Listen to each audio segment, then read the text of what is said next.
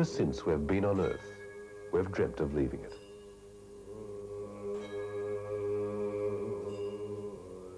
Some transcend by prayer and meditation.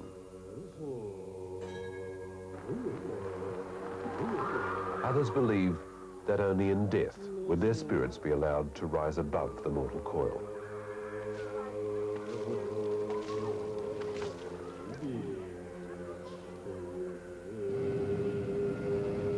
But 200 years ago, two men harnessed themselves to a lighter-than-air machine and physically ascended for the first time.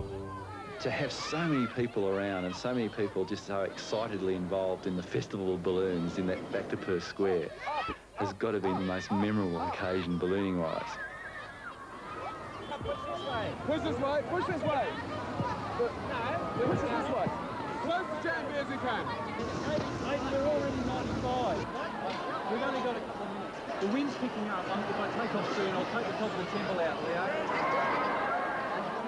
We saw the trees moving just behind one of the temples, and we realised that some wind was coming up, and that, of course, if we were stuck there as wind came through, there was some likelihood of taking out part of the pagoda as we went, so we had to go fast.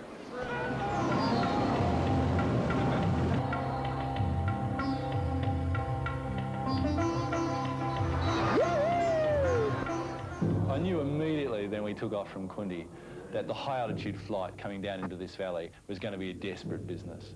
From 2,000 foot above the valley, it looked so tiny, and that I knew that it was going to require precision flying. Want to go over that ridge? Oh, geez, you won't make it. We'll hit it. I hope we don't smash ourselves. Those trees, get to the top of those trees. Bend your legs, victory! Jan, she burnt her hands putting out the fire before it reached the oxygen and propane. The boys were pretty lucky, really. And Phil and Brian, well, they gift wrapped the tree like they always promised to do and spent 3 days unwrapping it. And we were happy. We'd done the highest alpine flight in history. And Brian still owes me 2 bottles of Bollinger.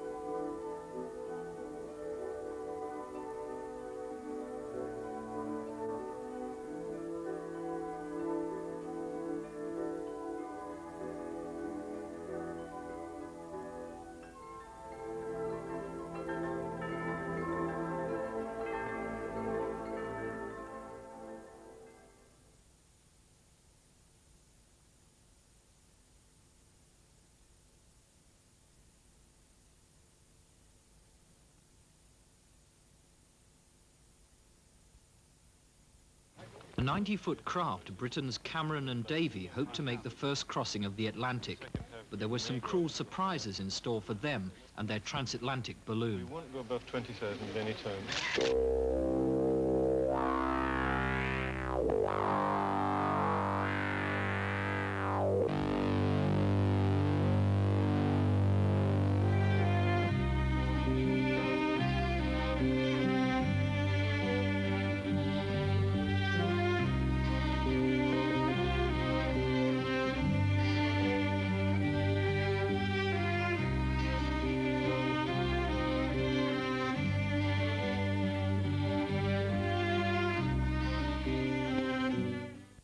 I name this boat Alco Capsule. May God bless her and all who fly and sail in her.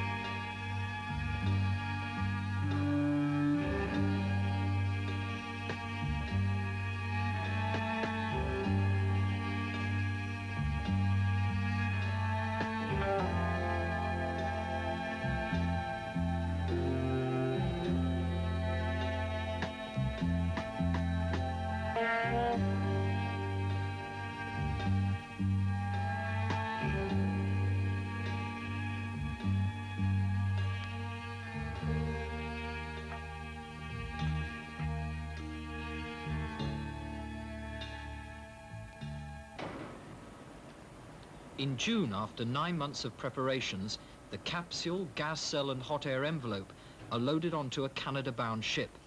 Eventual destination, St. John's, Newfoundland.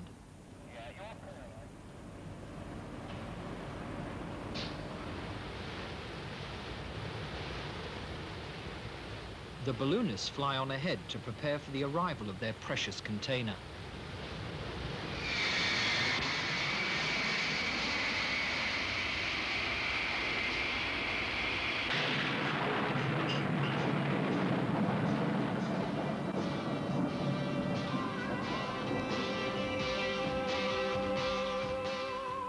The satellite station near St. John's tracks Newfoundland's unpredictable weather.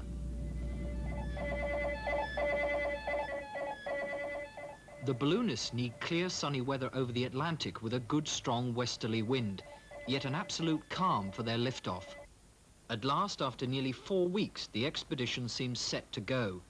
The local softball arena is about to witness a new spectacle, a transatlantic balloon launch. The local launch team is assembled and hastily briefed for the long night ahead. The help that we need is, first of all, when we're ready to drag out the hot air balloon, so it's laid out so that the hot air from the blower can go in there and put it out. We'll then need somebody to carry the helium balloon inside and help us to fix the helium balloon to the top of the cell. Don Cameron fits the gas valve himself. It's through this delicate device that gas is released, enabling the balloon to gently descend.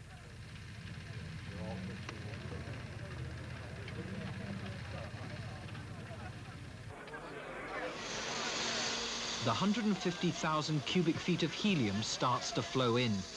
Now there can be no turning back. Either Zanussi flies or the expedition is abandoned.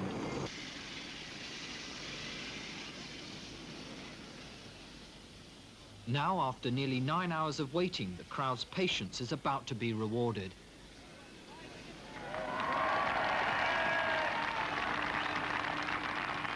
At 7:20 local time, the transatlantic balloon finally lifts off for Europe.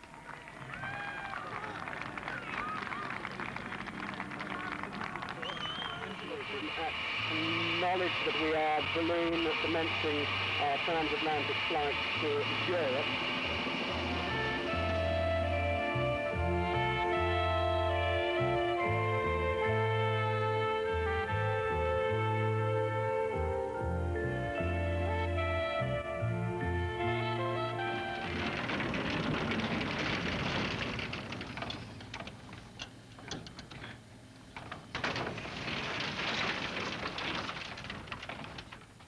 At 2,000 miles away in England at RAF Upavon, military controllers log the progress of the balloon along with their regular RAF flights. Coincidentally, they're also monitoring the Queen's flight to Newfoundland. Indeed, the royal plane is now passing close to the balloon, 100 miles from St. John's. Hello, Alpha Zulu. This is the captain of the Queen's flight in the Boeing 707 of the Canadian Armed Forces. I have got a message for you from Her Majesty the Queen. I'm reading as follows. Prince Philip and I send you our warmest good wishes for a successful landfall. Signed, Elizabeth R. Did you receive that message? Over. Alpha Zulu, Roger. Through RAF Upavon, messages are now being passed to the expedition's communications centre 30 miles away at Bracknell. A tired ground crew have just arrived on an overnight flight to man the radio. This is Bracknell Operations. Do you read? Over. We are very satisfied with progress. Almost frightening, it is so good. We only hope it can continue. You are speaking to me, Donald. Over. Okay, Martin, we have a problem. For two reasons now, a rupture has occurred. An 8-foot split has occurred in the gas cell. Don Cameron's secret nightmare of a deflating balloon in mid-Atlantic seems to be coming horrifyingly true. Miraculously, the split gets no worse. By the evening, the balloon is more than halfway across the Atlantic. We have put all the heavy things outside with a view to instantly cutting them up in case we have to drop her into the sea in a tearing hurry.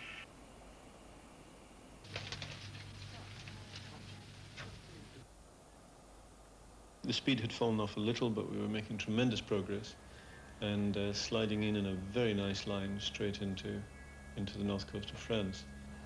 It seemed almost certainly in the bag, and then suddenly we had the big slowdown. And we got to the point where we were really in the doldrums in the Bay of Biscay.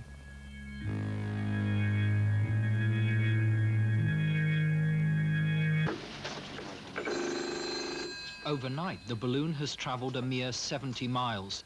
The pilots are exhausted. Straight for Brest, as straight as an arrow. And suddenly Donald said, the on-track stopped. And I said, oh, rubbish, you know. And then I looked and I realised that the easterly counters had stopped reducing. And the northerly counters were beginning to increase. And I realised that we'd halted and were slowly moving north. And of course, north wasn't taking us anywhere much. And from that point, things went really badly wrong. The balloonists are about to make a tragic error. Exhausted and worried that the gas cell may split if they fly high, against all advice, they will insist on cruising just above the sea.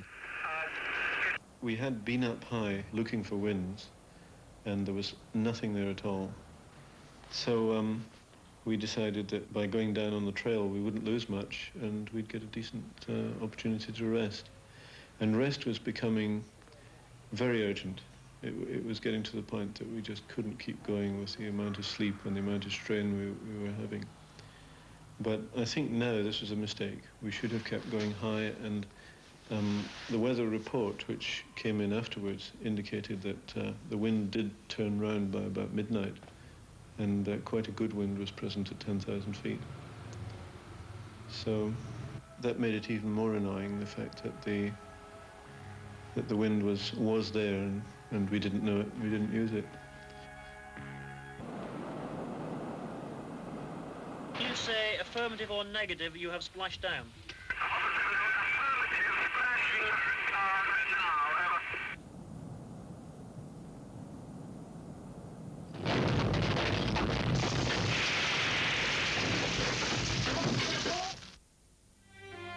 Looking back on it, I can see how we could have done it, and it's very disappointing that we missed it. I'm sure if we had a second go, we could have done it.